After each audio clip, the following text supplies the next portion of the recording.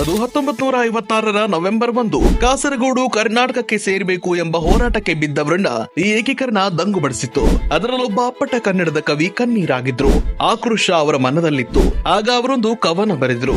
ಆ ಕವನವೇ ಬೆಂಕಿ ಬಿದ್ದಿದೆ ಮನೆಗೆ ಓ ಬೇಗ ಬನ್ನಿ, ಕನ್ನಡದ ಗಡಿಕಾಯ ಗುಡಿಕಾಯ ನುಡಿಕಾಯ ಕಾಯಲಾರೆಯ ಸಾಯವೋ ಬೇಗ ಬನ್ನಿ, ಬೆಂಕಿ ಬಿದ್ದಿದೆ ಮನೆಗೆ.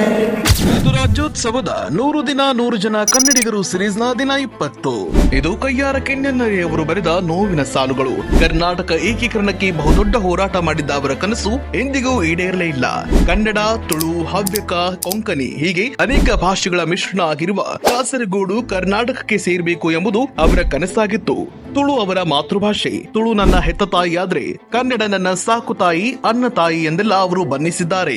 ಮಂಗಳೂರಿನಲ್ಲಿ ನಡೆದ ಕನ್ನಡ ಸಾಹಿತ್ಯ ಸಮ್ಮೇಳನದ ಅಧ್ಯಕ್ಷರು ಕೂಡ ಆಗಿದ್ರು. ಕರ್ನಾಟಕದ ಏಕೀಕರಣಕ್ಕೆ ಹೋರಾಡಿದ ಹಿರಿಯರಲ್ಲಿ ಕಯ್ಯಾರ ಕಿಞ್ಞಣ್ಣರೆಯವರು ಕೂಡ ಇದ್ದಾರೆ. ಅವರ ಸಾವಿನ ಕೊನೆ ದಿನದವರೆಗೂ ಅವರು ಕಾಸರಗೋಡು ಕರ್ನಾಟಕಕ್ಕೆ ಸೇರುತ್ತೆ ಅನ್ನೋ ಆಸೆಗಣ್ಣಲ್ಲೇ ನೋಡ್ತಿದ್ರು. ಕನ್ನಡಿಗರು ಕಾಸರಗೋಡು ಕೈಬಿಟ್ರು ಕೂಡ ಕಯ್ಯಾರರು ಕನ್ನಡ ಮತ್ತು ಕರ್ನಾಟಕವನ್ನ ಯಾವತ್ತೂ ಬಿಡ್ಲಿಲ್ಲ. ಇಂಥ ಕಯ್ಯಾರರು ನಮ್ಮ ನಾಡಲ್ಲಿ ಬದುಕಿದ್ದು ನಮ್ಮ ಹೆಮ್ಮೆ.